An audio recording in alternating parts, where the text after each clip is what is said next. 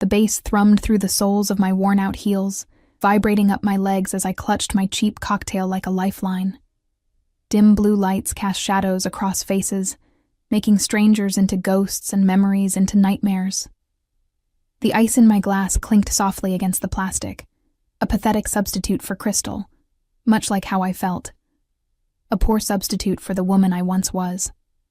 3 months since the divorce, and I still couldn't shake the feeling of being hollow, scraped clean of everything that made me me. That's when I saw him. Ryan, my ex-husband, leaning against the bar with his new girlfriend. She was everything I wasn't. Tall, confident, wrapped in a dress that probably cost more than my monthly rent. His hand rested possessively on her lower back, the same way it used to rest on mine. My throat constricted as memories flooded back. The arguments, the betrayal, the final night when he'd called me worthless before walking out the door. I'd spent weeks piecing myself back together, only to find him here, in the one place I thought I could escape. "You look like you're about to either cry or commit murder." A voice cut through the haze of my thoughts, deep, slightly accented, with an edge that sliced through the music. I turned, blinking back tears I refused to acknowledge. The man beside me wasn't what I expected in this mediocre downtown club. His presence seemed to part the crowd without effort, not because of his height, though he towered over me, but something more. Fundamental. Authority radiated from him like heat from pavement in August. "Neither," I managed, my voice steadier than I felt. Just realizing I should have picked a different bar. His eyes, dark as polished obsidian, followed my gaze to Ryan. Something cold flickered across his features. There and gone in an instant. He wore a suit that whispered of wealth rather than screamed it, charcoal gray against a black shirt, no tie. The faint scent of expensive cologne mingled with something earthier. Leather, perhaps. And the ghost of cigar smoke. "Your ex?" he asked, though it didn't sound like a question. I nodded, suddenly aware of how pathetic I must seem, hiding in the corner, nursing a watered-down drink, staring daggers at my ex-husband. "Could you dance with me?" The words tumbled out before I could stop them. "My ex is watching from the bar, and I stopped, heat rushing to my cheeks. "Sorry, that was inappropriate. I don't even know you."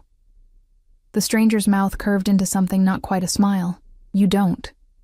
His gaze swept over me, not in the leering way I'd grown accustomed to in places like this, but as if he was cataloging every detail.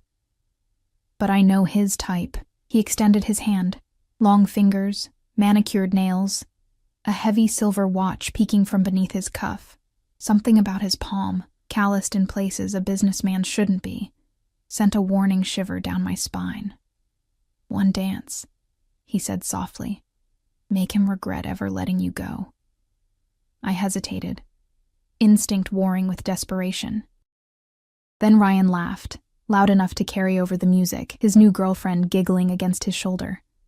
I placed my hand in the stranger's.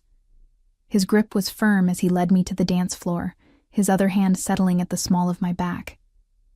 The touch was light, but somehow commanding, guiding me through the crowd with practiced ease. As we moved, I noticed 2 men in dark suits shift positions near the bar, their eyes never leaving us. Security, I assumed, though they didn't wear the club's uniforms. "I'm Ella," I said, suddenly needing to fill the silence between us. "Daniel," he replied, though something in his tone suggested it wasn't the name he typically used. The song shifted to something slower, more intimate. Daniel pulled me closer, one hand sliding to my waist. I caught Ryan watching, his expression darkening as Daniel leaned down, his breath warm against my ear. "He's watching," Daniel murmured. "Does that make you happy?" I shook my head. "Not happy, just, I don't know. Vindicated, maybe?" For months I felt invisible, discarded. Daniel's fingers tightened slightly on my waist. "Men who discard beautiful things are fools," he said, his voice hardening. "Or blind." The compliment caught me off guard. In the months since the divorce, I'd become a ghost drifting through my own life, working doubles at the hospital as a nurse just to afford the tiny apartment I'd moved into, avoiding friends who'd taken sides, forgetting to eat until dizziness reminded me. The woman who'd entered this club tonight wasn't beautiful, She was exhausted, held together by cheap concealer and cheaper determination. "You don't have to say that," I whispered. "This is just pretend." Daniel spun me gently, bringing me back to face him with unexpected grace. "I never say things I don't mean, Ella." The way he said my name, like he was tasting it, sent a flush of heat through me that had nothing to do with the crowded dance floor. For a moment, I forgot about Ryan, about the divorce, about the mountain of bills waiting at home. There was only the music, the dim lights, and this dangerous feeling stranger holding me like I was something precious. Then reality crashed back as I caught sight of Ryan moving through the crowd toward us, his face contorted with an emotion I couldn't place. Fear prickled at the base of my spine. "He's coming over," I whispered. Daniel's expression didn't change, but I felt him shift almost imperceptibly, angling his body between me and the approaching threat. "Let him," he said quietly. Perhaps it's time he learned the value of what he discarded. Before I could respond, Ryan was there, alcohol flushing his face. "Ella," he slurred, reaching for my arm. "What the hell? I've been trying to call you for weeks." I stepped back, bumping into Daniel's chest. His hand came to rest protectively on my shoulder. "I changed my number," I said, hating the tremor in my voice. For obvious reasons, Ryan's gaze flicked to Daniel, dismissive at first, then wary as he registered something I couldn't see. "Who's this?" "Didn't take you long to move on." The accusation stung, especially coming from the man who'd been seeing his new girlfriend months before our marriage ended. "That's none of your business anymore," I said. "I think you should leave." Daniel's voice was quiet, but it carried a weight that made the hair on the back of my neck stand up. "The lady doesn't want to speak with you." Ryan laughed, but it sounded forced. "The lady? Who talks like that?" He stepped closer, alcohol emboldening him. "Stay out of this, man. This is between me and my wife." "Ex-wife," I corrected. "Whatever. We need to talk, Ella." Ryan reached for me again. Daniel moved so quickly I barely registered it. One moment Ryan was reaching for my arm, the next he was stepping back, Daniel's hand firmly against his chest.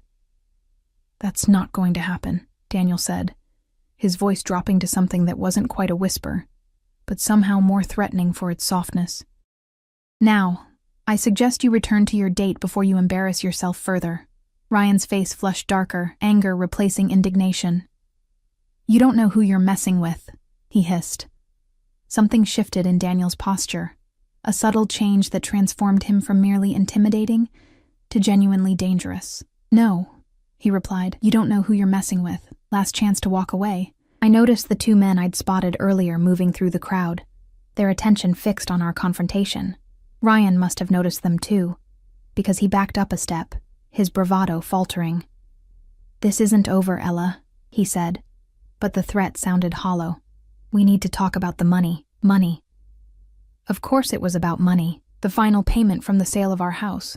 Money that was rightfully half mine, but that Ryan had somehow convinced his banker friend to misplace, until I signed away claims to everything else. "There's nothing to talk about," I said, finding strength in Daniel's solid presence beside me.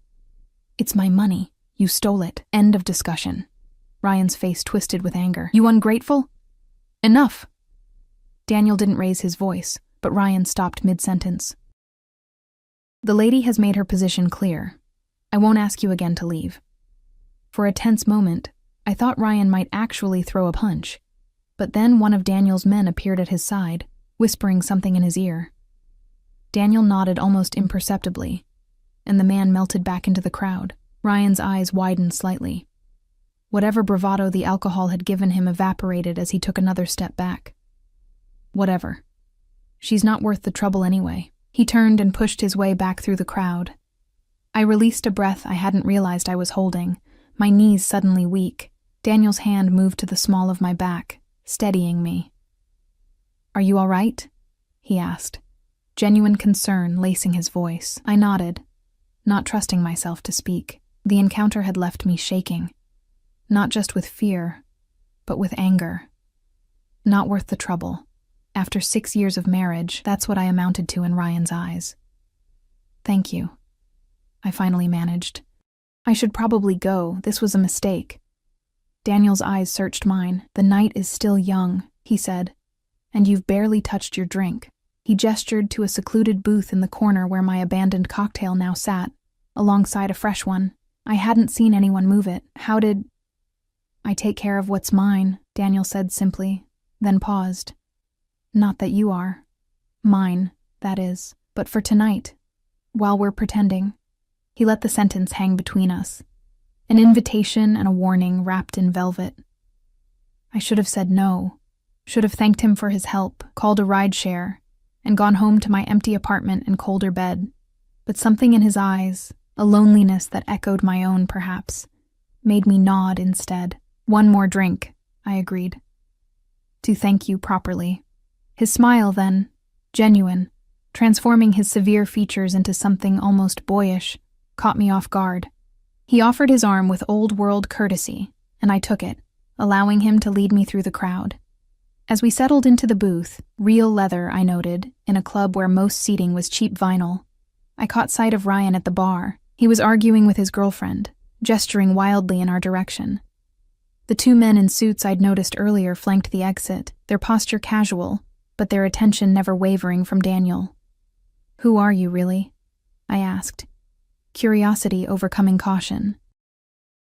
Daniel's fingers drummed once on the table, a gesture of consideration, not nervousness.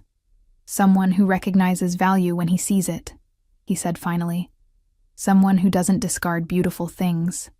I took a sip of my fresh drink, top-shelf vodka, not the rail liquor I'd ordered before. "That's not an answer. It's the only one that matters tonight," he replied. His phone vibrated on the table. He glanced at it, his expression hardening momentarily, before he silenced it without responding. "Important?" I asked. "Nothing that can't wait." He slipped the phone into his pocket. "Tell me about yourself, Ella. What do you do when you're not making fools jealous in nightclubs?" The question was light, playful even, but I sensed genuine interest behind it. "I'm a nurse," I said. "Emergency department. Not very glamorous, but it pays the bills. Most of them anyway." Daniel leaned forward slightly. "A healer. That suits you." "Because I look nurturing?" I laughed, the sound brittle even to my own ears. "Because your first instinct was to ask if I was okay after I stepped between you and danger," he said. "Most people ask what I'm going to do for them. You asked what you could do for me." I hadn't realized he'd noticed that small moment of concern. "Occupational hazard," I said, trying to downplay it. "I see someone tense up. I assume they're in pain." "And what about your pain, Ella?" he asked softly. "Who takes care of that?" The question hit harder than I expected, cracking something in my chest that I'd carefully kept sealed. "I manage," I said, my voice thick. Daniel reached across the table, his fingers brushing mine in a touch so light it might have been accidental, if not for the intent in his eyes. "Perhaps it's time someone managed for you." The implication sent a shiver through me, half warning, half something else entirely. Before I could respond, his phone buzzed again. This time, he checked it and frowned. "I apologize," he said, "but I need to take this." He slipped from the booth with fluid grace. "Don't move. I'll be right back." As he stepped away, one of his men materialized from the crowd, taking up position near our table, close enough to watch over me, far enough to give the illusion of privacy. I should have felt trapped. Instead, I felt protected. I watched Daniel move toward the exit, phone pressed to his ear. Even from behind, he commanded attention, shoulders straight, stride purposeful. Every few steps, someone would move out of his way without him having to pause. It was only as he reached the door, the colored lights washing over him, that I noticed the bulge beneath his jacket. A gun. The realization should have sent me running, but something held me in place. Curiosity, perhaps, or the intoxicating feeling of safety his presence had provided. Who was this man who carried a weapon so casually? Who had men watching his every move? Who made my dangerous ex-husband back down with nothing more than a whispered word? And more importantly, what would happen when he returned to claim the dance I had so innocently requested? I watched Daniel through the glass doors as he paced outside, phone still pressed to his ear. His expression had transformed completely. Gone was the charming stranger who danced with me. In his place stood someone colder, harder. Even from this distance, I could see the tension radiating through his shoulders as he spoke, his free hand gesturing sharply in the air. Whoever was on the other end of that call was receiving instructions, not conversation. A shiver ran through me that had nothing to do with the club's excessive air conditioning. What had I gotten myself into? The smart thing would be to slip out the back entrance while he was distracted. Return to my safe, predictable life of double shifts and frozen dinners, yet I remained rooted to my seat, drawn to him like a moth to dangerous flame. Another drink? I startled at the voice beside me. One of Daniel's men stood there, not the one keeping watch, but another. Shorter, with close-cropped hair and a scar that disappeared beneath his collar. He didn't smile, but his eyes weren't unkind. "No, thank you," I said. My mouth suddenly dry despite my half-full glass. "I'm fine." He nodded once, then hesitated. "Mr. Vega doesn't often dance." He said the word as if it were foreign. "You made quite an impression, Mr. Vega. Not Daniel, then, or not just Daniel." "Is that supposed to make me feel special?" I asked, surprising myself with my boldness. The man's expression didn't change. "It's supposed to make you careful." Before I could ask what he meant, Daniel, Mr. Vega, returned, sliding back into the booth with fluid grace. The hardness I'd glimpsed outside had vanished, replaced once more by the charming mask he'd worn earlier, but now I knew it was just that. A mask. "I apologize for the interruption," he said, his voice warm as he dismissed his man with a subtle nod. "Business never sleeps, unfortunately." "What kind of business keeps men with guns on payroll?" The question slipped out before I could stop it, emboldened by the vodka and the lingering adrenaline from confronting Ryan. Daniel went still, his dark eyes studying me with new intensity. The silence stretched between us until I thought I might shatter from the tension. "The successful kind," he finally said, his voice dropping to a register that made my skin prickle. "Does that frighten you, Ella?" It should have. Every instinct honed through years of working in a busy ER, assessing threats and diffusing volatile situations, screamed danger. Yet what I felt wasn't fear, at least not entirely. It was awareness, heightened and electric.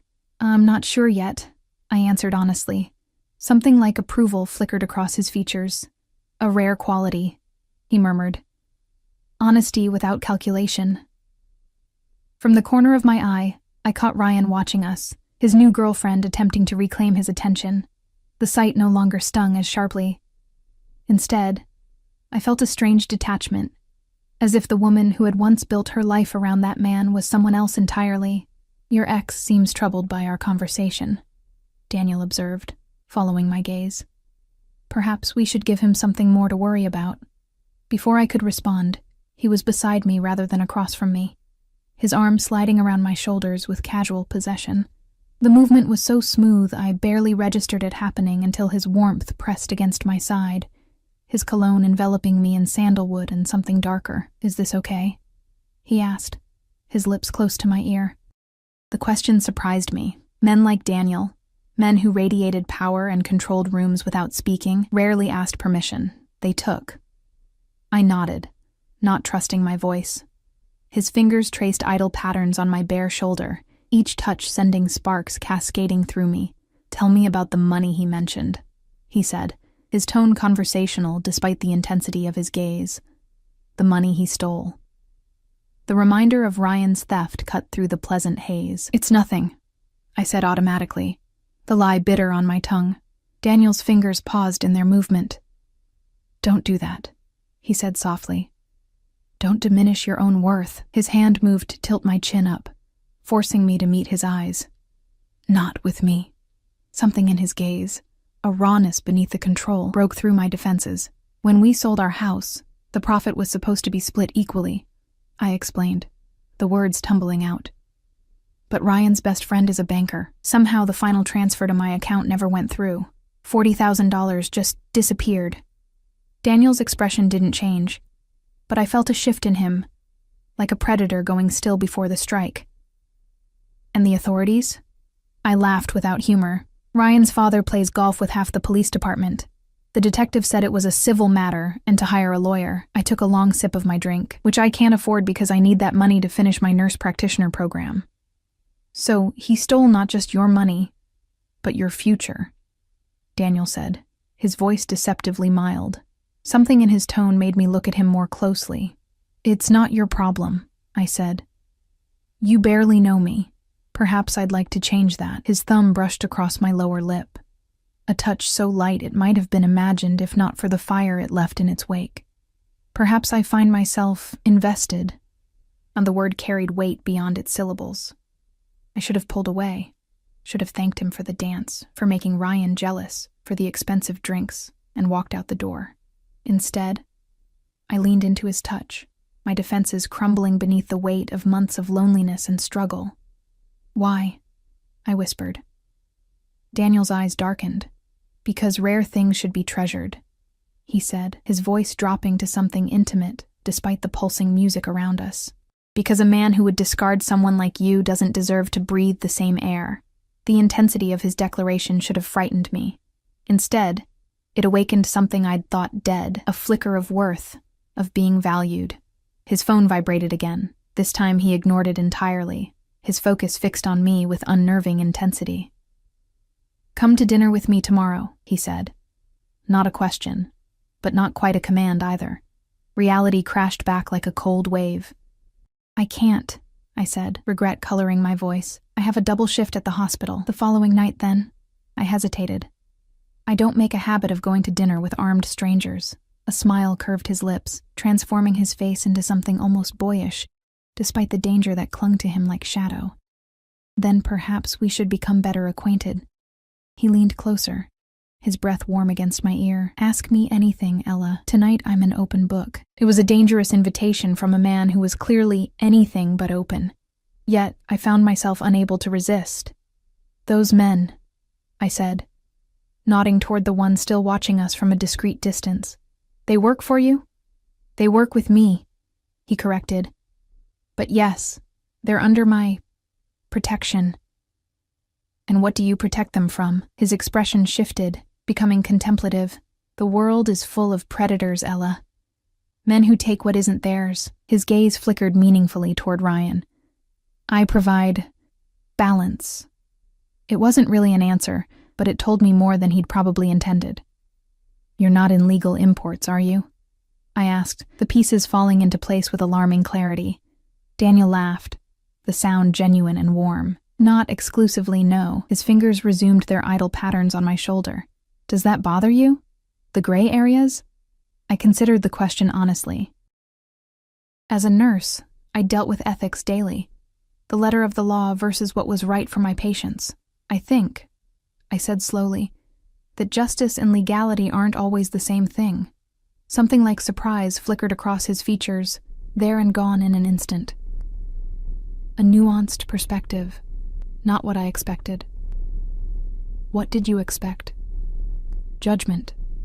Fear. A hasty departure." His lips quirked. The usual reactions when people begin to see beneath the surface. Before I could respond, movement near the bar caught my attention. Ryan was arguing with his girlfriend, his gestures becoming increasingly animated. As I watched, she grabbed her purse and stormed toward the exit, leaving him alone at the bar. His gaze immediately sought me out, his expression darkening when he found me nestled against Daniel's side. "Your ex appears to be having relationship troubles," Daniel observed, a note of satisfaction in his voice. How unfortunate. I should have felt vindicated. Instead, I felt hollow. "It won't last," I said. "He'll apologize, buy her something expensive with my money, and she'll forgive him. That's his pattern." Daniel's arm tightened around me.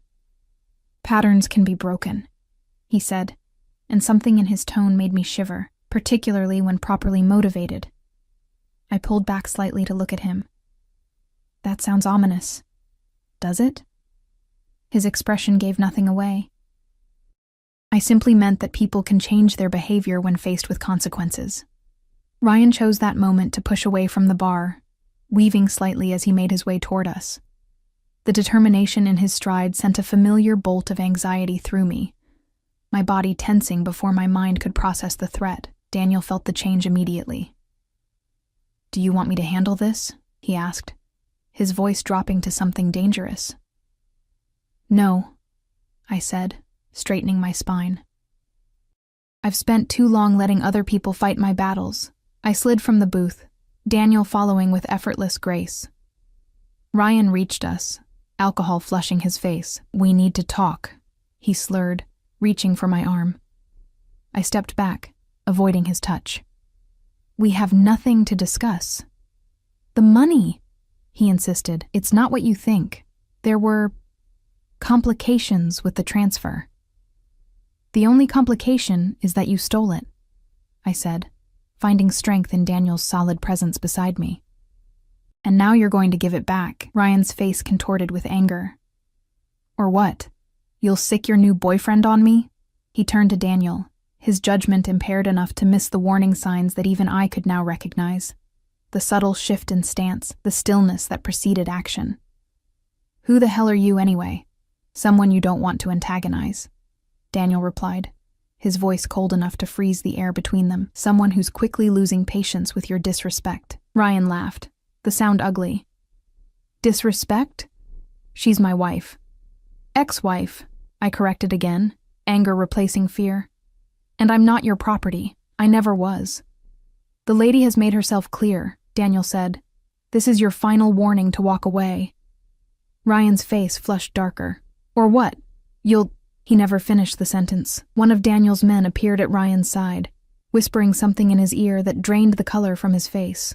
Ryan's eyes widened as he looked at Daniel with new understanding, an unmistakable fear. "Vega," he whispered, the name falling from his lips like a curse. "You're Daniel Vega." The name clearly meant something to Ryan that it hadn't to me. Daniel merely inclined his head slightly, neither confirming nor denying. Ryan backed away, hands raised. "This is just a misunderstanding," he stammered. "No disrespect intended. I didn't know she was with you." "She wasn't," Daniel replied, his voice soft but carrying. "But she is now." The possessive declaration should have angered me. Instead, it sent a thrill of something dangerous and electric down my spine. Ryan continued his retreat, nearly stumbling in his haste to put distance between us. As he disappeared into the crowd, I turned to Daniel. "Who are you?" I asked, the question carrying more weight than before. "Why is he so afraid of you?" Daniel considered me for a long moment, as if weighing how much truth I could handle. "I'm someone who ensures debts are paid," he finally said. "And your ex-husband has just realized he's significantly overdrawn." The implications of his words sank in slowly, reality rearranging itself around this new information. "You're not just in gray areas of business," I said carefully. "You're a man of influence," he supplied when I trailed off. "In circles most people prefer not to acknowledge. A mafia boss, or something close enough that the distinction didn't matter. I should have been terrified, should have walked, no, run, away from him and never looked back. Yet all I felt was a strange calm, as if pieces of a puzzle were finally clicking into place. "Are you going to hurt him?" I asked, surprising myself with how steady my voice remained. Daniel's expression softened slightly. "Would it bother you if I did?" I considered the question honestly, thinking of the nights I'd cried myself to sleep after discovering Ryan's affairs, the humiliation of having to borrow money from my sister to pay rent when he emptied our joint account, the casual cruelty of his dismissals. "It should," I said finally. "But I don't know if it would." Something like approval flickered in Daniel's eyes. "Honesty," he murmured. "Refreshing." He offered his hand palm up, an invitation, not a demand. "Come, this place has lost its appeal." I hesitated, standing at a crossroads I hadn't anticipated when I'd entered the club hours earlier. Behind me lay safety, predictability, the comfort of known boundaries. Before me, with his hand extended and danger clinging to him like expensive cologne, stood something else entirely. Risk, yes, but also possibility. Where would we go? I asked, temporizing. "Somewhere quieter, where we can talk without interruption." His eyes held mine, intense, but not threatening. "My driver is outside. He'll take you home whenever you wish to leave, whether that's 5 minutes or 5 hours from now." It was the assurance of freedom, of choice, that finally decided me. I placed my hand in his fingers closing around mine with gentle strength. "Let me get my coat," I said. Daniel shook his head slightly, and one of his men materialized beside us, my worn peacoat draped over his arm. I hadn't even seen him retrieve it from the coat check. Efficient, I murmured as Daniel helped me into it, his hands lingering on my shoulders. I prefer to anticipate needs before they're expressed, he said, his voice low near my ear, a philosophy that extends beyond business. The implication sent heat rushing through me as he guided me toward the exit, his hand resting lightly on the small of my back. His men fell into formation around us, not obviously, but with a choreographed precision that spoke of long practice. As we stepped into the cool night air, a sleek black car with tinted windows purred to the curb as if summoned by thought alone. "Last chance to change your mind," Daniel said quietly as the driver opened the rear door. I looked back at the club, its neon sign flickering in the darkness, then at the man beside me, dangerous, powerful, and watching me with an intensity that made my breath catch. "I'm not changing my mind," I said, and stepped into the unknown. The interior of the car enveloped me in luxurious darkness, butter-soft leather seats, the subtle glow of ambient lighting, and a privacy partition already raised between us and the driver. As Daniel slid in beside me, I noticed the vehicle was larger than it had appeared from outside, with ample space between us and facing seats that remained empty. Armored, I suspected, though I wouldn't have known how to tell for certain. "Comfortable?" Daniel asked as the car pulled smoothly away from the curb. I nodded, suddenly hyper-aware of the intimacy of our surroundings. My worn dress, the nicest thing I still owned after selling most of my wardrobe to cover rent, felt shabby against the opulence surrounding me. Daniel, however, looked as if he'd been born to occupy such spaces, his posture relaxed yet alert, one arm stretched along the back of the seat behind me. "Where are we going?" I asked, watching the city lights blur past tinted windows. "A place I own on the waterfront," he replied. "Private, secure." Warning bells should have been clanging in my mind at the thought of going to a strange man's home, especially a man who had all but admitted to criminal connections. Yet the danger that radiated from Daniel didn't feel directed at me. If anything, it felt like a shield, a barrier between me and a world that had shown little mercy these past months. "You're very trusting," he observed, reading my thoughts with unsettling accuracy. "Am I?" The corner of his mouth lifted. Most women wouldn't get into a car with a man they've just met, particularly one whose reputation clearly disturbs their ex-husband. I turned to face him fully. "I'm not most women." "No," he agreed, his eyes darkening as they traced the curve of my cheek, the line of my throat. "You're not." The car slowed, turning onto a private drive that wound through manicured grounds before stopping before an imposing building of glass and stone. Modern architecture with classic proportions, it rose against the night sky. A wall of windows overlooking what must be the water, though darkness obscured the view. "You live here?" I asked, unable to keep the awe from my voice. "One of my residences," Daniel replied, his tone matter-of-fact rather than boastful. "I prefer to be near the water when possible." The driver opened the door, the cool night air rushing in. Daniel exited first, then extended his hand to help me out. As my heels touched the pavement, I noticed we weren't alone. Discreet figures patrolled the perimeter, while a man in a tailored suit approached with respectful deference. "Mr. Vega," he greeted, then nodded to me. "Ma'am?" "Anything I should know about Marco?" Daniel asked, his hand settling at the small of my back with casual possession. "Nothing urgent, sir.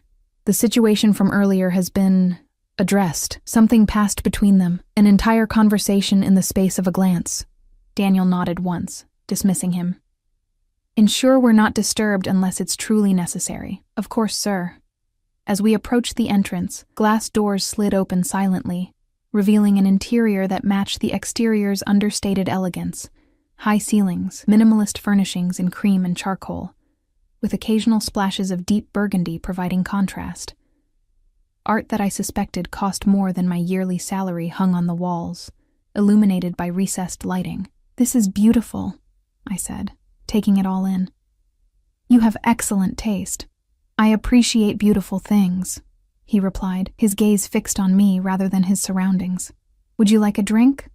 Or perhaps something to eat?" My stomach chose that moment to rumble.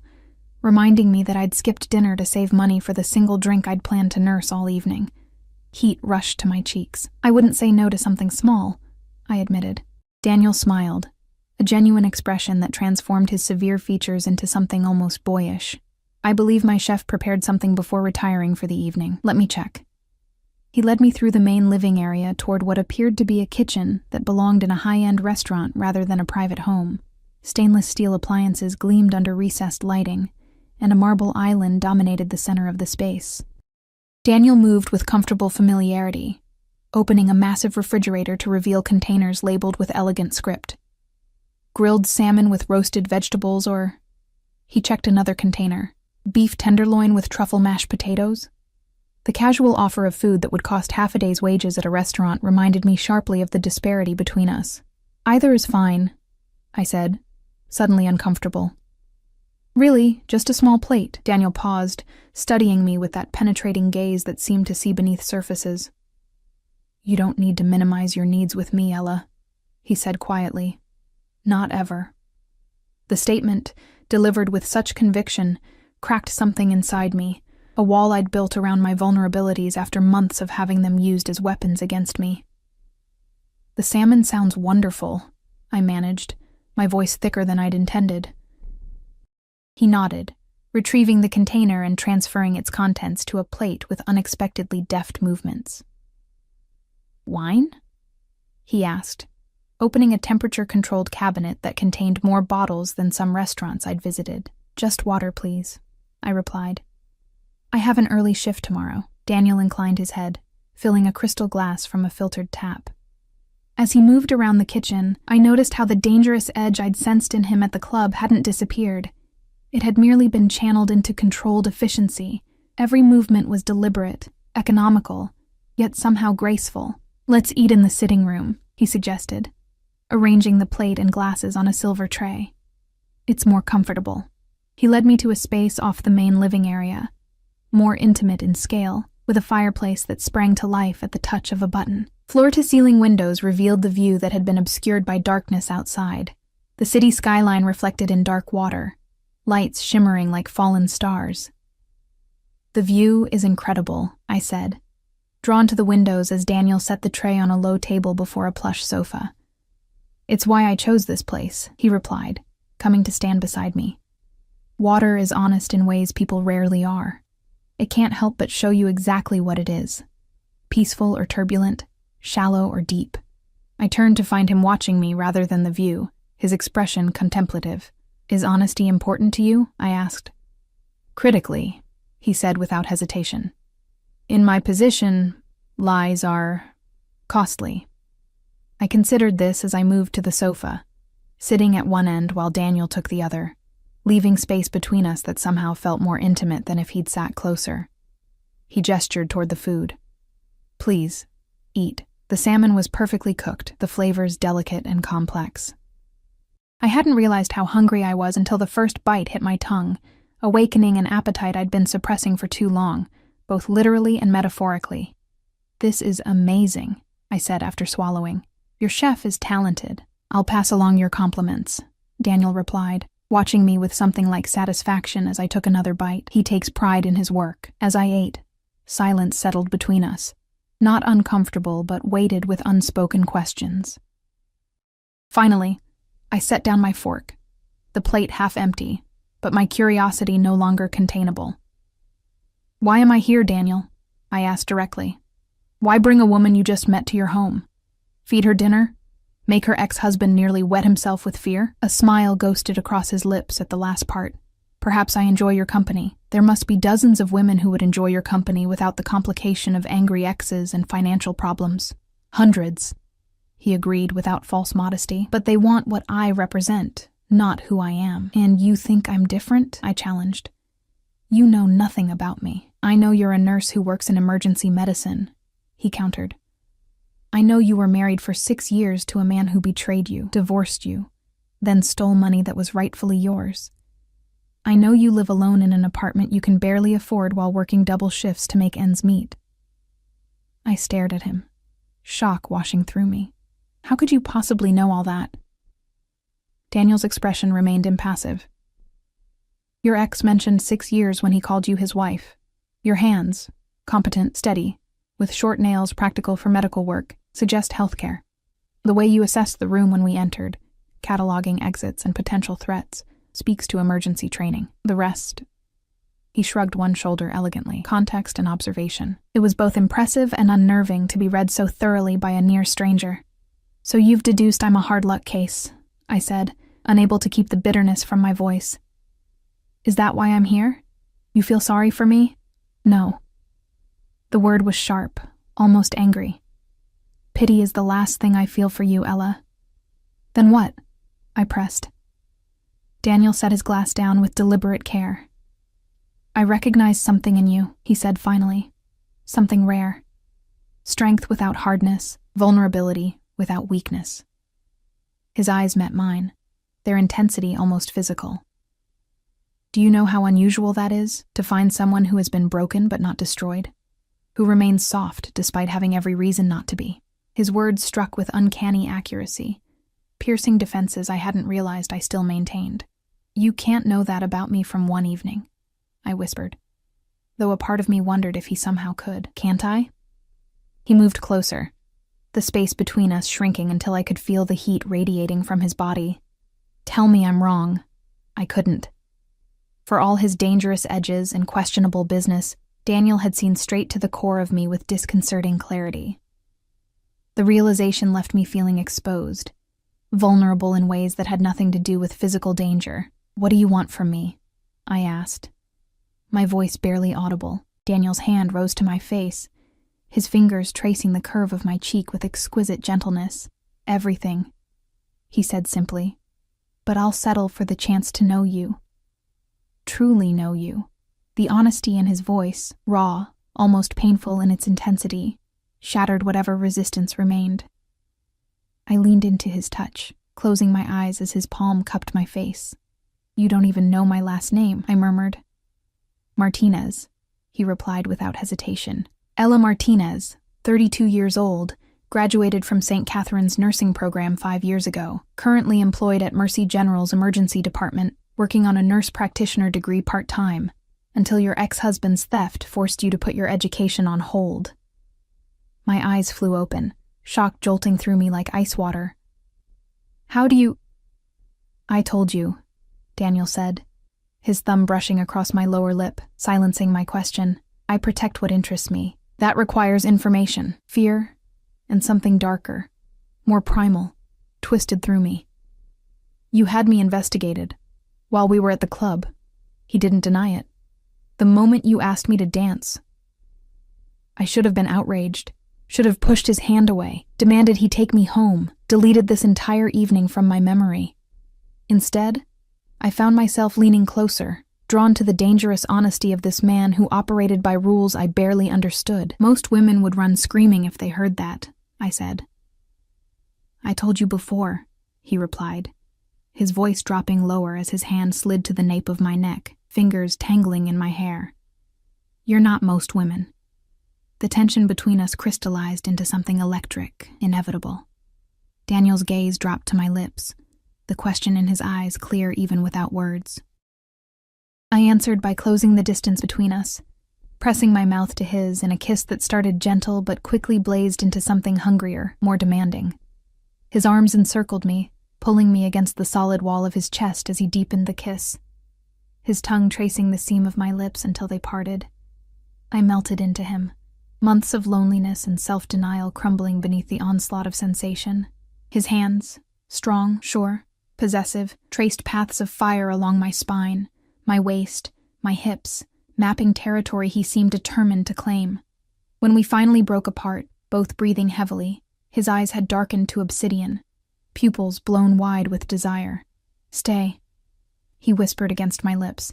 Stay the night. Reality intruded like a bucket of cold water. I can't, I said, genuine regret coloring my voice. My shift starts at 6. Disappointment flickered across his features, quickly replaced by resignation. Another time, then, he said, the statement somewhere between question and declaration.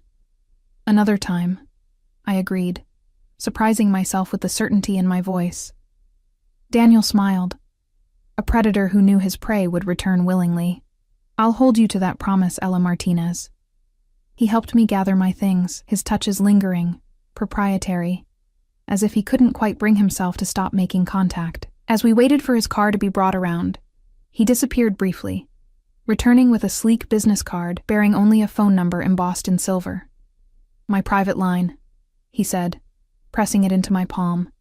Day or night, for any reason. I tucked it into my purse, its weight seemingly greater than the small rectangle of cardstock should allow. Thank you, I said, for everything. The dance, dinner, making Ryan look like he'd seen a ghost. Daniel's smile turned sharp. That particular service was my pleasure. He deserved far worse for how he's treated you. Something in his tone made me pause. You're not going to do anything to him, are you? His expression turned unreadable. Would it bother you if I did? I considered the question honestly, remembering Ryan's casual cruelty, his theft, the way he'd systematically dismantled my self-worth over years. It should, I said finally. But I'm not sure it would. Daniel nodded, accepting my answer without judgment. Your ex-husband's fate is in his own hands, he said cryptically. His choices will determine what happens next. Before I could press for clarification, his car appeared, the same driver holding the door open with practiced efficiency. Daniel walked me to it, his hand at the small of my back, a touch that had become familiar in the span of a single evening. Message me when you get home safely, he said, as I slid into the back seat. Is that an order, Mr. Vega? I asked, a smile playing at the corners of my mouth despite my attempt at seriousness. His eyes darkened at my use of his surname. Consider it a strong suggestion from someone who worries. You hardly know me well enough to worry, I pointed out. I know enough, he replied simply. And I intend to know more. He leaned in, brushing his lips against mine in a kiss that promised rather than demanded. Much more. As the car pulled away, I watched Daniel's figure recede in the side mirror, standing tall and imposing before his waterfront home, a man of power, of danger.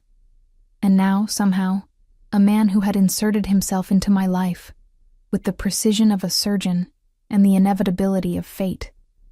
The driver caught my eye in the rearview mirror. Address, ma'am. I gave him my apartment's location, then settled back against the leather seat, my mind whirling with the evening's events. Only hours ago, I'd been a woman with nothing but debts and broken dreams, going to a club in a desperate attempt to feel something other than exhaustion or despair. Now I was returning home in a luxury car that probably cost more than I'd earn in 3 years, with the private number of a man who made people like Ryan tremble with fear. My phone buzzed with a text from an unknown number. My driver will pick you up at 5:30 tomorrow evening. Dinner at my place when your shift ends. I stared at the screen, momentarily taken aback by the presumption.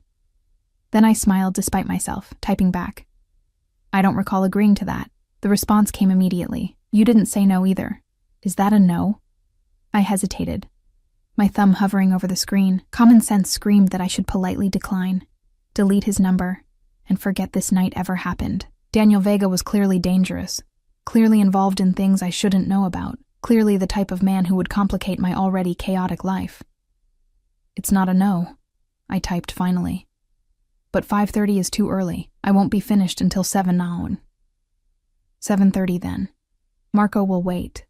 I shook my head at his certainty but found myself smiling. Fine. But I'll be in scrubs. Not exactly dinner attire. You could wear a paper bag and still be the most beautiful woman in the room. But if you prefer, I'll have something delivered to your apartment in the morning.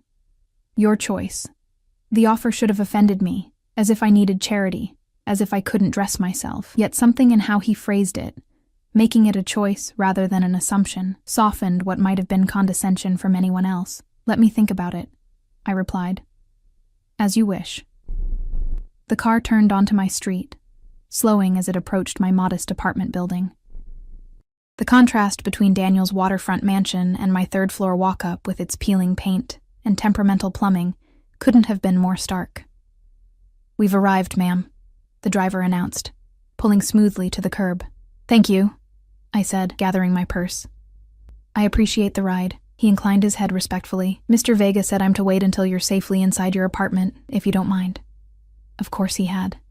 That's not necessary, I began, then stopped at the driver's impassive expression. Clearly, Daniel's instructions weren't open to negotiation, but thank you, I amended. As I climbed the stairs to my apartment, exhaustion finally catching up with me, I felt my phone buzz once more. Sweet dreams, Ella Martinez. Tomorrow can't come soon enough, I smiled, tucking the phone away without responding. As I unlocked my door, I glanced back toward the street where Daniel's car remained, a sleek shadow against the night. Only after I'd closed and locked my door behind me did its headlights flare to life, illuminating the empty street before disappearing around the corner. Inside my small apartment, everything looked exactly as I'd left it. Dishes drying in the rack, nursing textbooks stacked on the coffee table, the worn quilt my grandmother had made folded over the back of my secondhand sofa. Yet nothing felt the same, or perhaps it was I who had changed, transformed in the space of one evening, from a woman trying to disappear into a woman being seen, truly seen. Perhaps for the first time, I touched my lips, still sensitive from Daniel's kisses, and wondered what tomorrow would bring. Morning arrived with cruel efficiency, my alarm blaring at 5 a.m.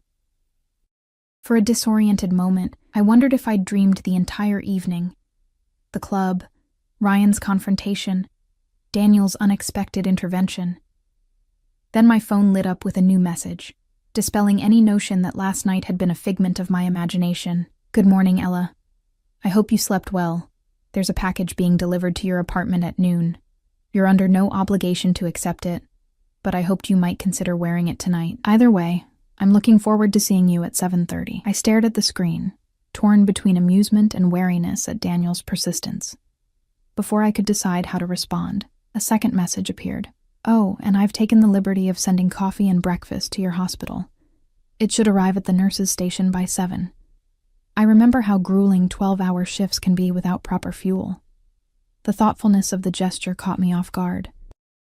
Most men I'd known, Ryan included, had treated my career as an inconvenience rather than a calling. They'd complained about my hours, my exhaustion, the way hospital emergencies disrupted carefully made plans.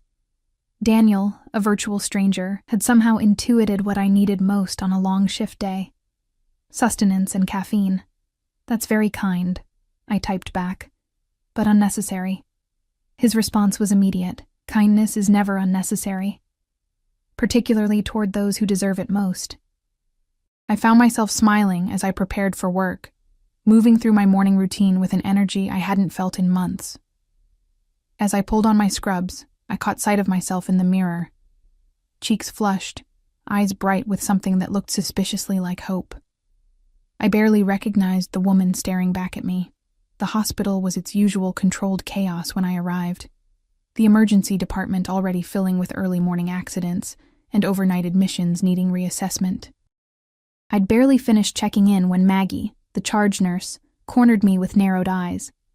"Spill it," she demanded, hands on her ample hips. "Spill what?" I asked, feigning innocence as I tucked my stethoscope around my neck. "Don't play dumb," she said, lowering her voice. "You waltz in here looking like the cat that got the cream, after months of resembling a walking corpse." Something happened. I hesitated. Maggie had been my rock through the divorce, covering shifts when I needed to meet with lawyers, bringing homemade casseroles when I forgot to eat, offering her couch when I couldn't bear to be alone.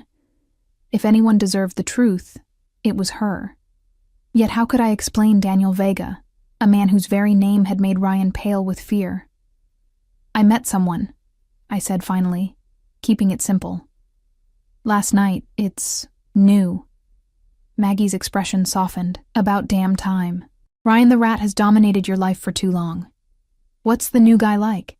Before I could formulate a suitable response that didn't include words like dangerous or possibly criminal, the emergency department doors swung open. 2 deliverymen entered, carrying trays from the upscale cafe across from the hospital, a place most of us only visited on paydays, when the splurge felt justifiable. "Delivery for the emergency department nursing staff," the lead man announced. "Compliments of Mr. Vega." Heads turned, curious eyes landing on me as my cheeks flushed crimson. Maggie's eyebrows shot toward her hairline. "Mr. Vega, huh?" she murmured, as the deliveryman set up a spread of pastries, fruit, yogurt parfaits, and a carafe of premium coffee that made the break room sludge seem like dishwater in comparison. As in Daniel Vega? I stiffened. You know him? Maggie gave me a long look. My brother's on the force. There are rumors. And she pulled me aside as our colleagues descended on the unexpected feast. Ella, honey, do you know what you're getting into? Not really, I admitted. But I'm not as naive as I look. She studied me for a moment, then sighed. Well, at least he has good taste in breakfast and women.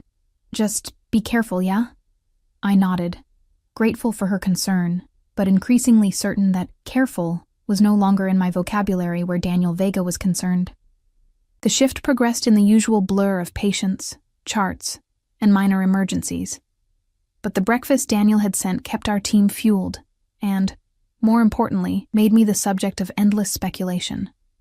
By midday, I'd fielded so many questions about my mysterious benefactor that I was almost relieved to be called to the trauma bay for a multi-vehicle accident. Hours later, as I was finally catching my breath, my phone buzzed with a notification from my building's security system. A delivery had been left at my door. A large box wrapped in cream-colored paper with a simple black ribbon. Daniel's package, right on schedule. The rest of my shift passed in a haze of anticipation, curiosity gnawing at me as I wondered what lay inside that elegant package. When 7 o'clock finally arrived, I practically sprinted from the hospital, fatigue forgotten in my hurry to get home and discover what Daniel had sent. The box sat exactly where the security photo had shown, untouched outside my apartment door.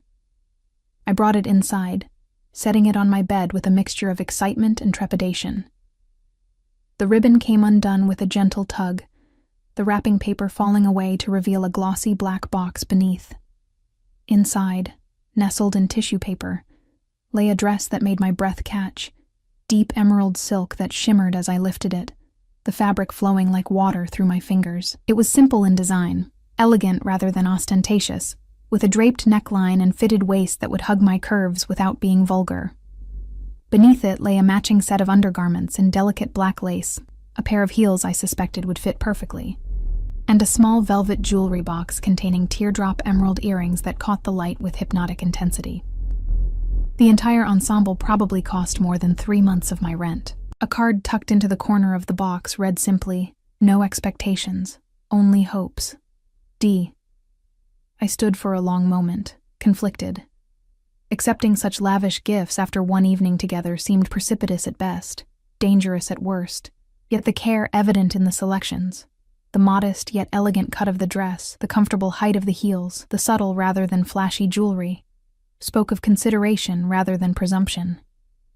My phone buzzed with a text from Daniel. "The car will arrive in 20 minutes. Should I redirect it? Decision time. I could send the car away, return the untouched gifts tomorrow, retreat to the safety of my predictable life. Or I could step into the unknown, accept the dress and everything it potentially symbolized. No need to redirect," I typed back. "I'll be ready." His response was immediate, as if he'd been waiting with phone in hand. "You've made my evening before it's even begun." 20 minutes later, showered and dressed in Daniel's gifts, I hardly recognized my reflection. The dress fit as if it had been made for me, the color bringing out the golden undertones in my olive skin, the fabric draping in a way that accentuated curves I'd forgotten I possessed after months of stress and skipped meals. The earrings caught the light when I moved, drawing attention to my neck, my collarbones, the pulse point at my throat. A soft knock at my door announced the driver's arrival. Taking a deep breath, I gathered my courage along with a small clutch purse and opened the door. The same driver from the previous night stood there, his expression professionally neutral despite what must have been a significant transformation in my appearance. "Ms. Martinez," he greeted with a slight bow, "Mr. Vega is expecting you." The drive to Daniel's waterfront home passed in a blur of anticipation and second-guessing. Was I making a colossal mistake? Moving too quickly? Setting myself up for another heartbreak? Yet beneath the anxiety ran a current of exhilaration I hadn't felt in years, the thrill of being wanted, pursued, valued. The car pulled through the same gates as before, following the curving driveway to the imposing entrance where Daniel waited. Unlike the previous night, he wasn't flanked by security, standing alone in the soft glow of exterior lighting. He wore dark trousers and a charcoal button-down, sleeves rolled to expose strong forearms, the top buttons undone in a way that suggested comfort rather than formality. His eyes widened almost imperceptibly as I emerged from the car.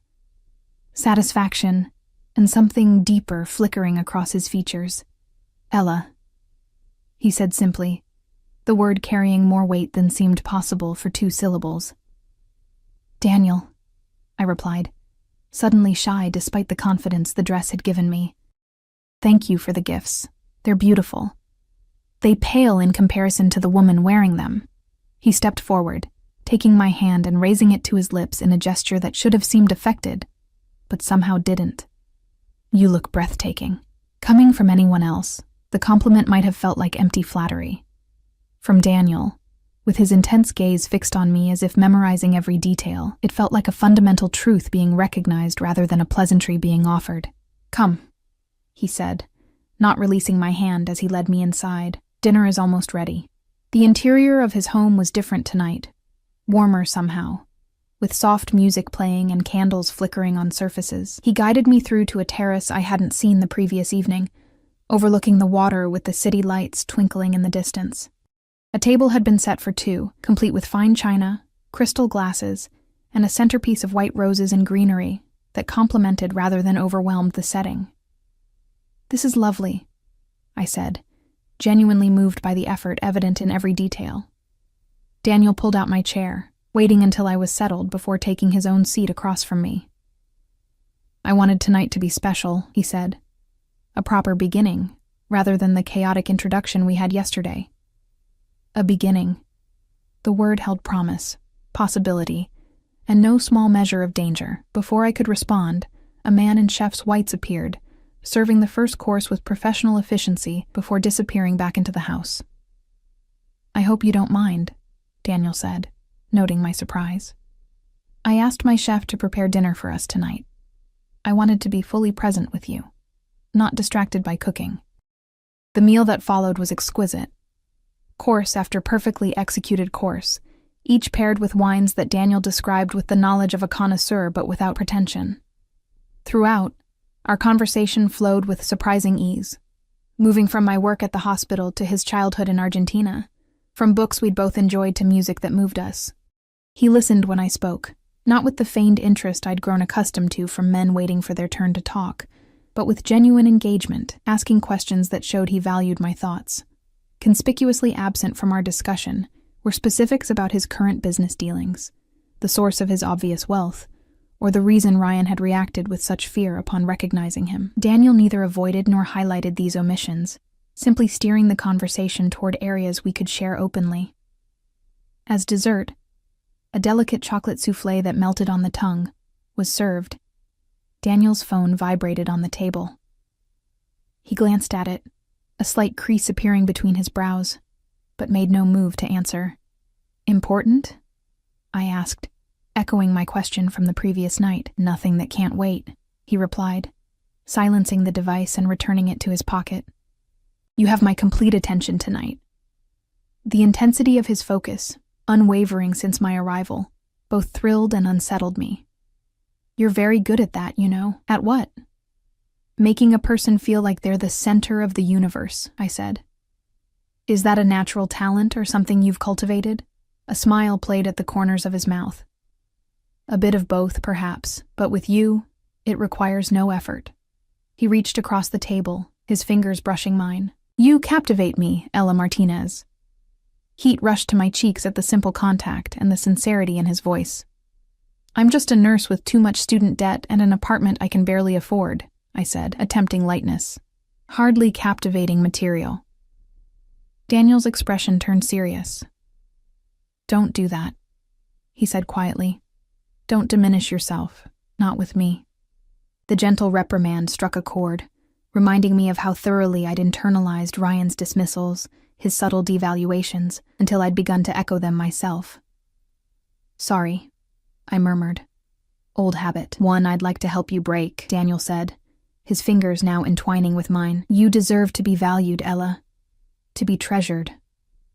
The words hung between us, weighted with meaning beyond their surface.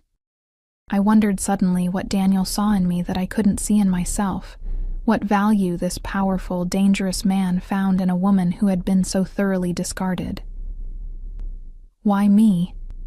I asked, the question that had lingered since our first encounter finally finding voice. "You could have anyone. Why choose someone with so much baggage?" Daniel considered the question, his thumb tracing patterns on my palm that sent shivers up my arm. "Everyone has baggage," he said finally. "The difference is in how they carry it." His eyes met mine, dark and intent. "You carry yours with grace, with resilience. It hasn't hardened you or made you cruel. That's rare. Precious." Before I could respond, his phone vibrated again, more insistently this time. A flash of irritation crossed his features as he checked the screen. "I apologize," he said. "It appears this actually can't wait." He stood, bringing my hand to his lips once more. "I'll be just a moment." As Daniel stepped inside to take the call, I found myself alone on the terrace, the city lights shimmering on the water below. The evening had been perfect, too perfect perhaps. The beautiful dress, the exquisite meal, the attentive conversation, all of it felt like a dream from which I would inevitably awaken.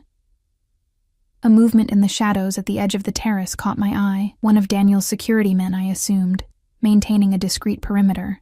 The reminder of the world Daniel inhabited, so different from my own, sent a chill through me despite the warm evening air.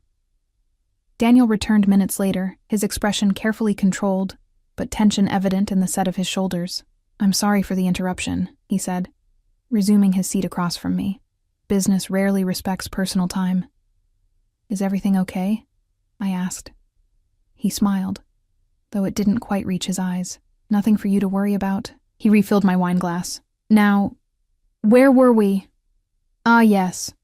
I believe I was telling you how remarkable you are, and you were trying very hard not to believe me."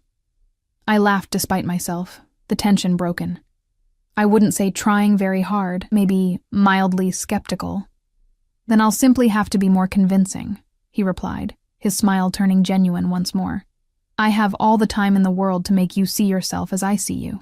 The promise in his words, of time, of patience, of a future, both thrilled and terrified me. "Daniel," I began, needing to address the elephant in the room. "I barely know you, and what I do know is complicated. Ask me," he said simply. "Whatever you want to know. I won't promise to answer everything, but I will promise never to lie to you." I took a deep breath, gathering my courage. "What do you do, exactly? What made Ryan look at you like he'd seen a ghost?" Daniel didn't flinch from the directness of my question. "I operate businesses that exist in the spaces between legal and illegal," he said carefully. "Import and export, primarily, but with diversified interests. As for your ex-husband's reaction..." He paused, considering his words. "I have a reputation for ensuring debts are paid and agreements are honored, by whatever means necessary." A diplomatic answer that confirmed what I'd already suspected without providing incriminating details. "You're saying you're in organized crime," I clarified, needing to hear it directly. "I'm saying I'm a businessman who doesn't allow himself to be constrained by arbitrary legalities when they conflict with what's right," he countered. "But yes, some would use that term." I nodded slowly, processing this confirmation of what I'd intuited from the beginning. "And the gun you carry? The men who watch your every move? That's all part of being a businessman?" "In my world, yes." His expression remained calm, open, allowing me space to absorb this reality without pressure. "Does it bother you?" I asked. "The things you have to do?" Daniel considered the question with the seriousness it deserved. "Some of them," he admitted. "But I sleep well at night knowing I operate with a code that many so-called legitimate businessmen lack. I don't prey on the weak. I don't break my word. I protect those under my care." "And what happens to people who cross you?" I asked, thinking of Ryan's pale face, his hasty retreat. Daniel's eyes darkened. "They receive exactly what they've earned. No more, no less." The answer should have frightened me. Instead, I found myself nodding, understanding the justice in his philosophy even if I couldn't fully condone its implementation. "And where do I fit into all this?"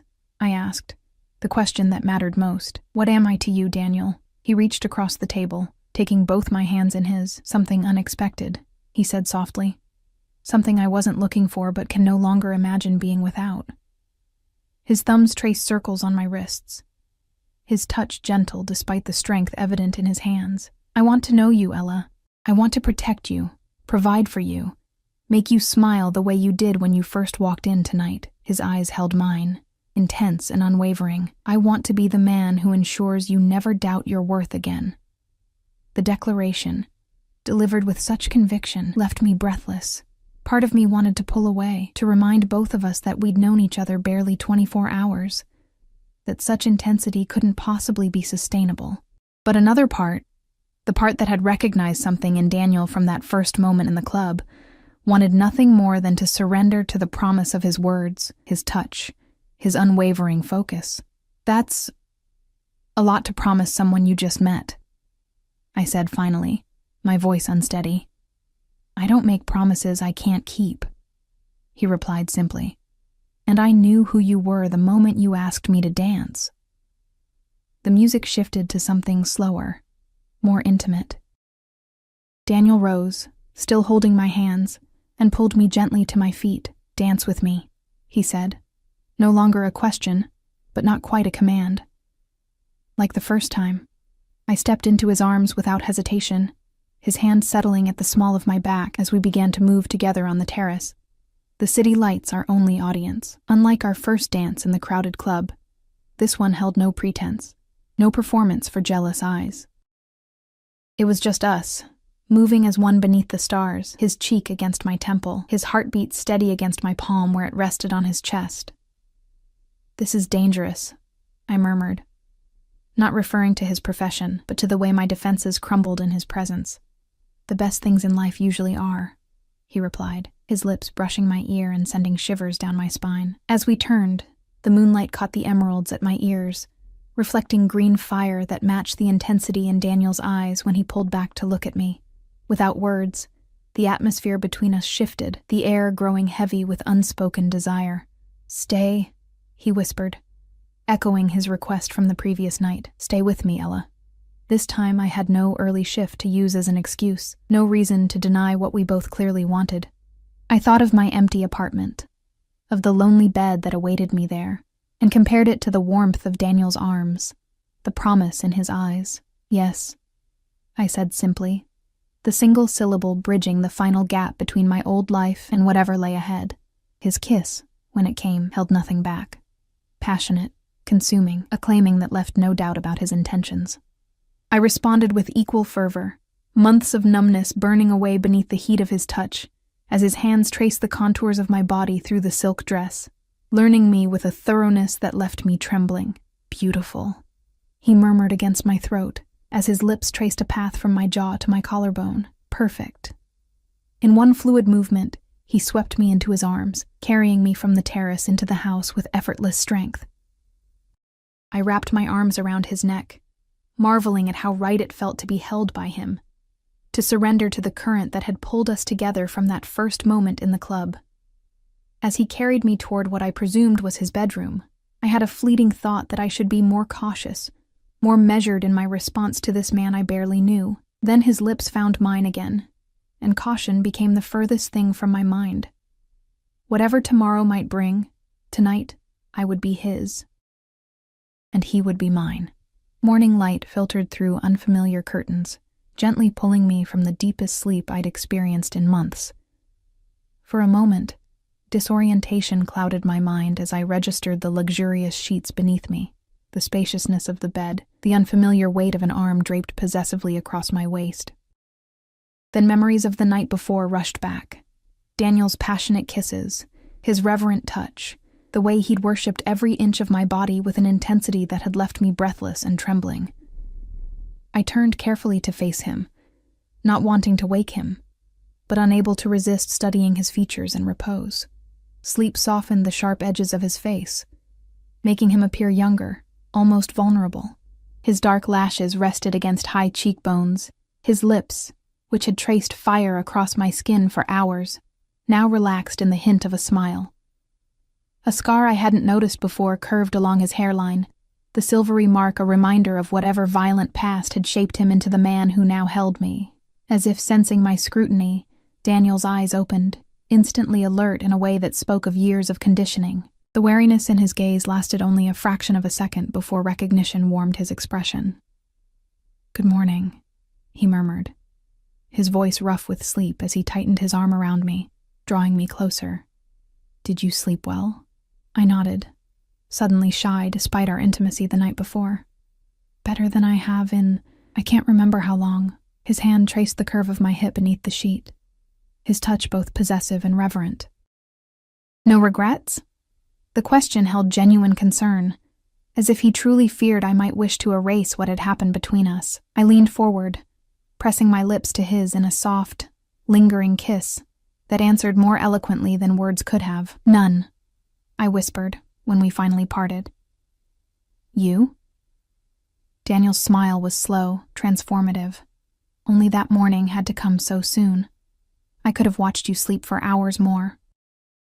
I laughed, the sound unfamiliar to my own ears after so many months of having little to laugh about. "That's slightly creepy, you know, is it?" He shifted, rolling me beneath him with effortless strength, his weight braced on his forearms to avoid crushing me. I prefer to think of it as appreciative. Whatever response I might have made was lost, as his lips claimed mine once more, morning breath forgotten in the heat that instantly rekindled between us. His hands, so careful and controlled the night before, now moved with increased urgency, as if he couldn't get enough of me. I responded in kind, my fingers tracing the muscled planes of his back, learning the geography of scars that told stories he had yet to share. Later, sated and breathless, I lay with my head on his chest, listening to the steady rhythm of his heart as his fingers combed lazily through my tangled hair. "I should go," I said reluctantly. "I have errands to run before my shift tomorrow." Daniel's arm tightened around me. "Stay," he murmured against my temple. "I'll have anything you need delivered. Whatever errands you have can be handled by my people." The offer was tempting, to remain cocooned in his luxury, his protection, letting the outside world fade into insignificance. Yet something in me resisted the easy surrender. "I need to maintain my own life," I said carefully. "At least for now. This is all happening so fast, Daniel." He was silent for a long moment, his fingers continuing their gentle path through my hair. "You're right," he finally conceded, though I could hear the reluctance in his voice. "I don't want to overwhelm you, but at least let me send you home in style." I know you don't need it," he interrupted, propping himself up to look down at me, his eyes intense. "But it would make me happy to do this for you. Please, Ella, let me take care of you in the ways I can." Put that way, as something for him rather than charity for me, I found myself nodding. "All right," I acquiesced, "but just the ride home. I can handle my errands myself." He smiled, dropping a kiss on the tip of my nose. "Progress," he murmured, sounding genuinely pleased. "Now, about breakfast." We spent the morning in comfortable domesticity, sharing breakfast in his enormous kitchen, Daniel insisting on cooking himself rather than summoning his chef. He moved with unexpected competence as he prepared omelets and fresh fruit, explaining that he'd learned to cook as a teenager, responsible for feeding his younger siblings when their mother worked double shifts as a hotel maid. These glimpses into his background, so different from the powerful, dangerous man he'd become, fascinated me. I found myself asking questions, drawing out stories of his childhood in Argentina, his family's immigration to America when he was 12, the poverty they'd endured in those early years. He answered openly, seemingly pleased by my interest, though he remained vague about his transition from poor immigrant to wealthy criminal enterprise leader. After breakfast, he insisted on showing me around his home.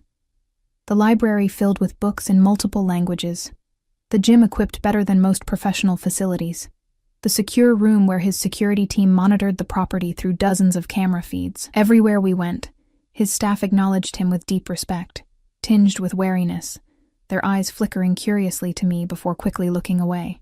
They're wondering who you are, Daniel commented as we returned to his bedroom so I could gather my things. I don't typically bring women here. No? I tried to keep my tone casual, though the implication sent a flutter of pleasure through me. No, he confirmed, his eyes holding mine. This is my sanctuary, not a place for casual entertainment. You're the first woman who spent the night in this house. The admission, unexpected and weighty, caught me off guard. Before I could formulate a response, Daniel's phone buzzed. He checked it, his expression darkening momentarily before he schooled his features back to neutrality. Something wrong? I asked. Nothing I can't handle, he replied, tucking the phone away. He crossed to where I stood, gathering my hands in his. When will I see you again? The intensity of his gaze made it clear this wasn't a casual question. I work the next 3 days, I said. 12-hour shifts. Daniel nodded, accepting this without argument.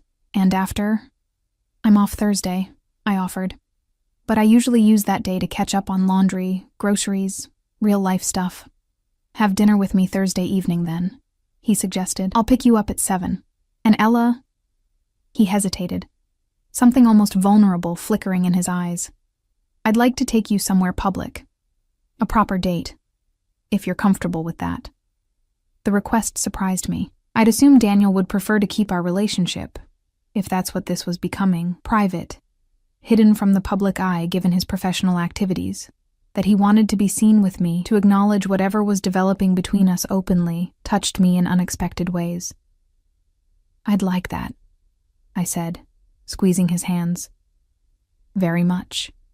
His smile, genuine, almost boyish, transformed his entire face. Good. He pulled me close, dropping a kiss on my forehead.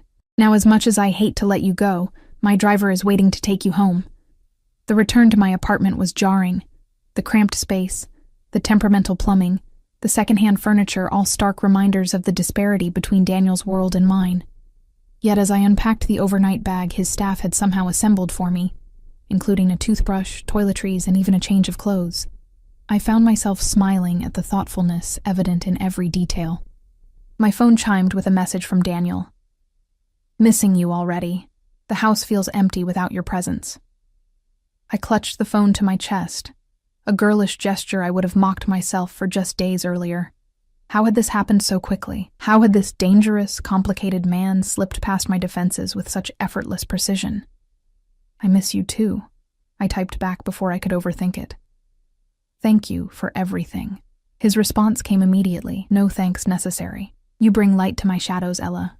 Rest well tonight. The next 3 days passed in a blur of hospital shifts, text messages from Daniel, and unexpected deliveries, lunch for my entire department one day, a basket of my favorite snacks. How had he learned those? The next, and finally, an elegant leather-bound planner with my shifts already marked, delivered with a note reading simply, "To help me count the hours until I see you next." Each gesture should have felt excessive, even smothering. Yet Daniel balanced attentiveness with respect for my independence, never demanding responses when I was working, never questioning my schedule or commitments. His care manifested not in control, but in consideration, in the consistent message that I mattered, that my comfort and happiness were priorities to him. By the time Thursday evening arrived, I found myself counting the minutes until 7, eager to see him again in a way that both thrilled and terrified me. I'd just finished applying lipstick, wearing the emerald dress from our first dinner, having nothing else remotely suitable for whatever upscale restaurant Daniel likely had in mind, when my phone rang with an unfamiliar number. Hello? I answered, expecting perhaps Daniel's driver announcing his arrival. Ella, it's Maggie from the hospital. My colleague's voice was tight with tension. I hate to do this, but we've got a multi-car pileup coming in, at least 8 critical patients. We're activating disaster protocol and calling in all available staff. My heart sank, disappointment warring with professional duty. I'll be there as soon as I can, I promised, already mentally shifting gears. As I ended the call, I stared at my reflection in the mirror, dressed for a romantic evening, but about to head into trauma chaos instead. With a sigh, I dialed Daniel's number. Ella. He answered on the first ring, his voice warming at my name. "I was just thinking about you. Daniel, I'm so sorry," I began, the words tumbling out. "There's been a major accident. The hospital's called me in. I can't make dinner tonight." A brief silence then. "Of course. Your patients need you." No argument, no guilt trip, just immediate understanding. "Is there anything you need? I could have food sent to the hospital for your team or—" "That's very thoughtful," I interrupted, touched by his offer. "But the hospital will handle that for major incidents. I just wanted to apologize for canceling so last minute." "You have nothing to apologize for," Daniel said firmly. "Saving lives takes precedence over dinner reservations. We'll reschedule when things calm down." Relief flooded through me at his easy acceptance. "Thank you for understanding. I should be going. I need to change and get to the hospital." "Of course. Be safe, Ella. And I'm proud of what you do. Never forget that." The sincerity in his voice stayed with me as I rushed to change into scrubs and head to the hospital, his words a warm glow amid the stress of the emergency ahead. The night that followed was among the most chaotic of my nursing career. Multiple trauma victims, desperate surgeries, the organized frenzy of an emergency department pushed to its limits. Hours blurred together as we fought to stabilize patients, prepare them for surgery, comfort distraught family members. By dawn, exhaustion had settled into my bones, my scrubs stained with blood and antiseptic, my mind numb from the relentless pace. As my shift finally ended, I stumbled toward the staff lounge, intent only on collecting my things and finding my way home to collapse into bed.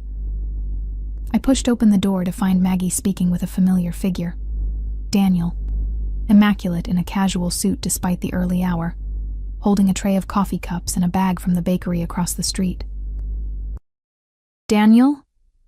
I stopped short, certain my exhausted mind was playing tricks on me. "What are you doing here?" He turned, relief evident in his face as he took in my disheveled appearance. "Ella," he said simply, crossing to me with quick strides. "Are you all right?" "I'm fine," I assured him, acutely aware of my appearance, hair escaping its ponytail, dark circles under my eyes, the general disarray of 16 hours in trauma. "Just tired. But what are you doing here? It's 6 a.m. Daniel's hand rose to my cheek, his touch gentle as he tucked a stray strand of hair behind my ear. "I couldn't sit at home knowing you were dealing with this," he said quietly. "I brought breakfast for your team and a ride home for you if you'd like it." The thoughtfulness of the gesture brought unexpected tears to my eyes, fatigue lowering my emotional defenses. Maggie cleared her throat behind us, reminding me we weren't alone. "I'll just distribute these to the team," she said tactfully, taking the coffee tray from Daniel. "Thank you, Mr. Vega. It's very appreciated after the night we've had." As she left, giving us privacy, Daniel drew me into his arms, uncaring about the stains on my scrubs or my general dishevelment. "You look exhausted," he murmured against my hair. "Let me take you home." I nodded against his chest, too tired to argue, too touched by his presence to question it. "How did you know I'd be finishing now?" I asked as he guided me toward the exit, his arm supportive around my waist. "I called the emergency department every few hours," he admitted. "Your colleague, Maggie, eventually took pity on me and told me when your shift would end." The image of Daniel Vega, dangerous, powerful man that he was, repeatedly calling a hospital emergency department to check on a nurse he'd known barely a week, struck me as both absurd and incredibly endearing. "You didn't have to do that," I said as we reached his car, the driver opening the door for us with practiced efficiency. "I know," Daniel replied, helping me inside before sliding in beside me. I wanted to. The drive to my apartment passed in comfortable silence, Daniel's arm around me as I leaned against his shoulder, fatigue finally claiming me. I must have dozed off, because the next thing I knew, he was gently shaking me awake as the car stopped outside my building. "We're here," he said softly. "Let me help you up."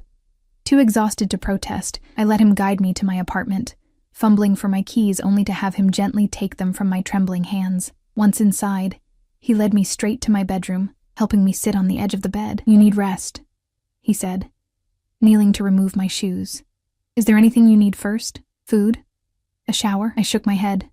beyond words in my exhaustion. Daniel nodded, understanding, helping me lie down before pulling the covers over me.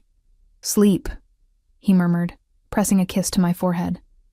"I'll check on you later." I caught his hand as he turned to leave.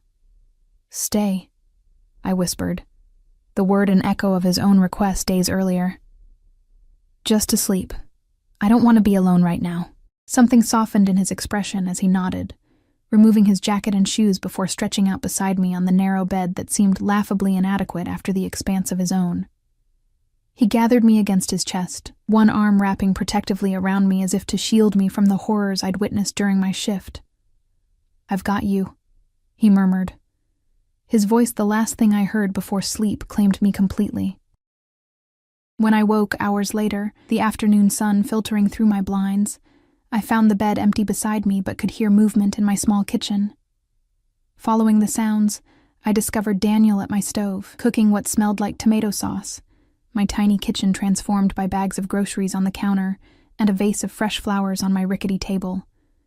"You're still here," I said, surprised and touched that he hadn't left while I slept. He turned, his expression brightening at the sight of me. "Of course. You asked me to stay." He gestured toward the stove. "I'm making pasta. You need to eat something substantial after your shift." The domesticity of the scene, this dangerous man cooking in my humble kitchen, grocery shopping for me while I slept, struck me with its incongruity. Yet somehow, it felt right, as if the universe had finally aligned in ways I couldn't have anticipated but desperately needed.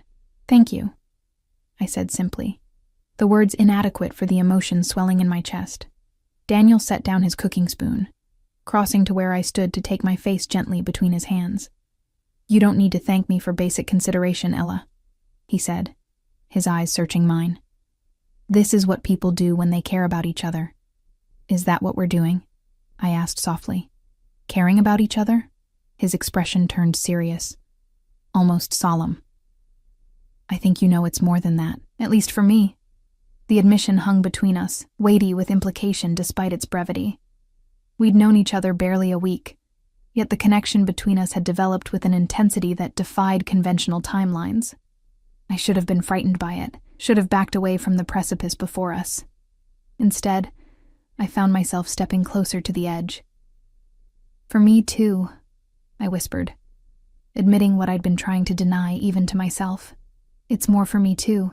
Daniel's eyes darkened at my words, his thumbs tracing gentle paths along my cheekbones. "I know this is fast," he said, his voice low and intense. "I know my life is complicated, dangerous in ways yours shouldn't be. I know you have every reason to walk away from this, from me, before you get in any deeper. But," I prompted, hearing the unspoken word in his pause. "But I don't want you to," he finished, raw honesty in every syllable. "I want you in my life, Ella, not as a temporary diversion, not as an accessory, as an essential part of who I am becoming with you." The declaration stole my breath, its depth catching me unprepared despite the growing awareness of what had been developing between us. Before I could formulate a response, a sharp knock at my door broke the moment. Daniel tensed instantly, one hand moving reflexively toward his waist, where I suspected a weapon was concealed. "Are you expecting someone?" he asked, his voice dropping to a dangerous register. I shook my head, puzzled. "No one." With a fluid motion, Daniel positioned himself between me and the door. "Wait here," he instructed. All warmth vanished from his tone as he moved silently across the room. He checked the peephole, his body language shifting from alert tension to cold fury in an instant. "It's your ex-husband," he said, his voice deadly quiet. "Alone." My stomach dropped. "Ryan? What could he possibly want?" "Let's find out," Daniel replied, his hand on the doorknob. "Stay behind me."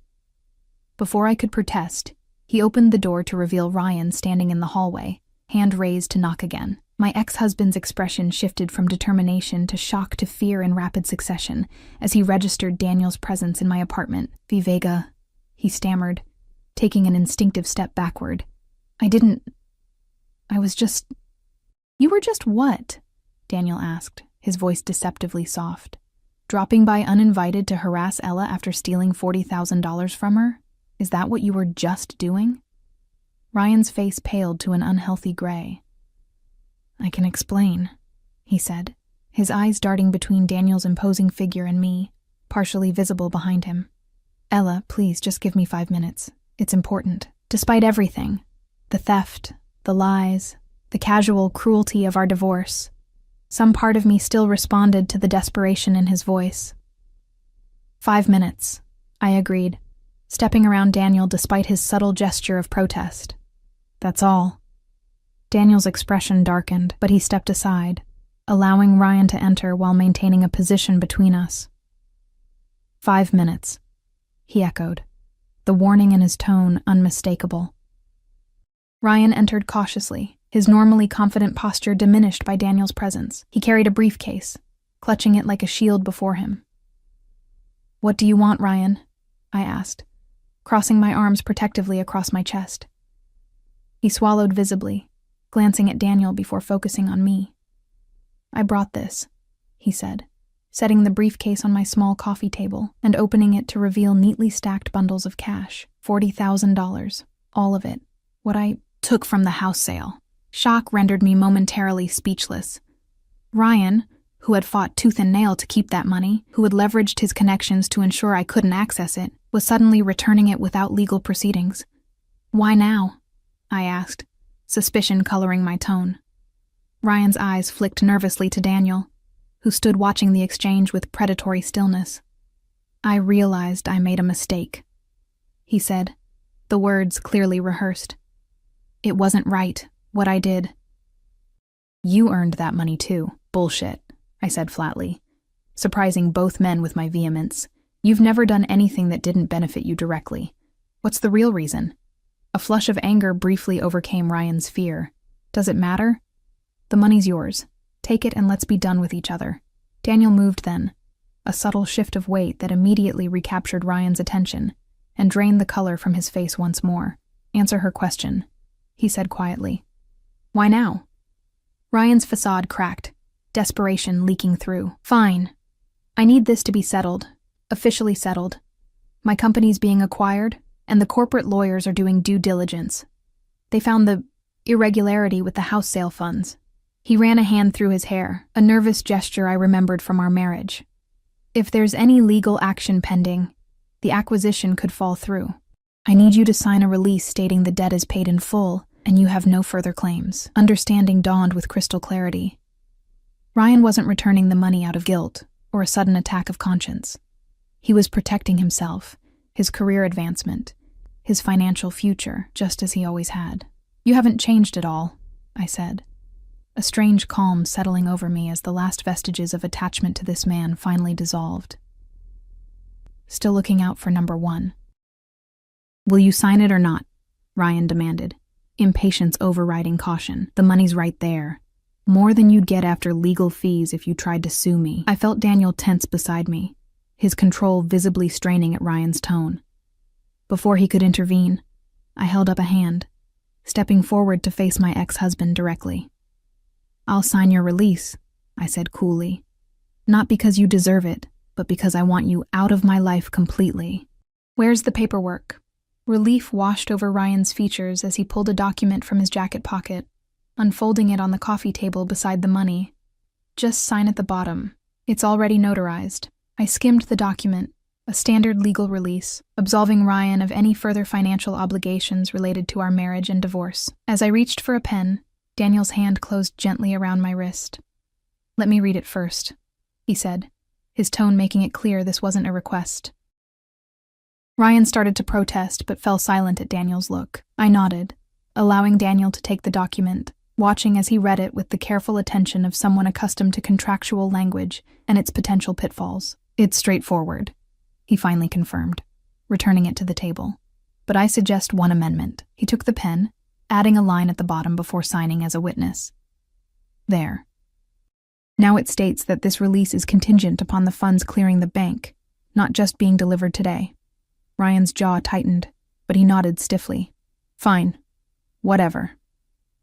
I signed the document, a strange lightness filling me as I realized this truly was the final tie being severed between Ryan and myself.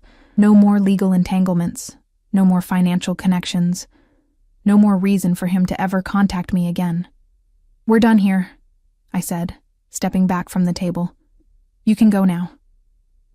Ryan hesitated, looking between me and Daniel as if wanting to say something more. Whatever it was, he thought better of it, gathering the signed release and backing toward the door. "Congratulations on your company acquisition," I added as he reached for the doorknob. "I hope it brings you what you're looking for." A flash of something, regret, acknowledgement, crossed his features before the mask of indifference returned. Without another word, he left, the door closing with a decisive click behind him. I turned to the briefcase still open on my coffee table, the reality of what had just occurred finally sinking in. $40,000, my nurse practitioner tuition, a down payment on a real home, financial security I hadn't dared hope for. All returned because Ryan feared whatever consequences Daniel might bring more than he valued the money itself. "You did this," I said, turning to Daniel. "Somehow you made him return the money." Daniel's expression gave nothing away. "I merely had a conversation with him about consequences and priorities," he said mildly. "The decision to return what he stole was entirely his." I stepped closer, searching his face. "What did you do? Did you threaten him?" "Would it matter if I did?" he countered, his eyes holding mine. "The money was rightfully yours. He stole it. Now it's been returned. Justice has been served." The simplicity of his perspective, right and wrong, justice and retribution, struck me with its clarity. In Daniel's world, Ryan's theft wasn't a civil matter to be dragged through courts at enormous expense and time. It was a wrong to be righted, swiftly and definitively. "Thank you," I said finally, deciding the method mattered less than the outcome in this case. "You've given me back my future." Daniel's expression softened as he reached for me, drawing me into his arms. "No, Ella," he murmured against my hair. "You've given me mine." The weeks that followed transformed my life in ways I couldn't have imagined that fateful night at the club. With the returned money, I re-enrolled in my nurse practitioner program, reducing my hospital hours to focus on my education. Daniel supported my decision completely, never pressuring me to reduce my workload further or become dependent on his considerable resources. Our relationship deepened with a natural momentum that defied its rapid beginning. Daniel introduced me to his world gradually, first to his inner circle, the men and women who formed the core of his organization, then to the legitimate business owners who relied on his protection and patronage. I met his younger sister, the only family member he maintained close contact with, and was relieved when she welcomed me with genuine warmth.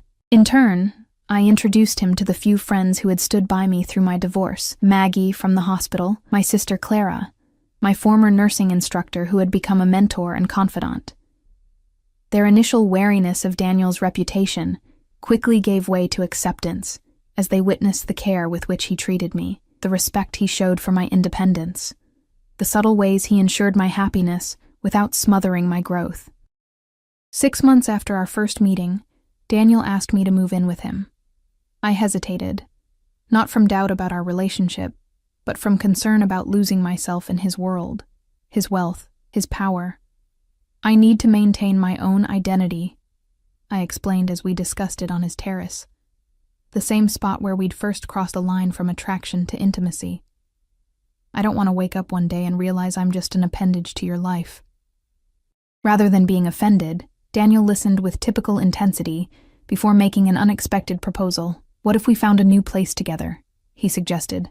"Not my current house, not your apartment. Something we choose together, design together. A fresh start for both of us." The solution was so perfect in its simplicity that I agreed immediately. We found a property, smaller than his current home but infinitely larger than my apartment, with the water view he loved and the proximity to the hospital I needed. As we worked with architects and designers, blending our tastes and preferences into a shared vision, I marveled at how seamlessly our lives had intertwined despite our different backgrounds.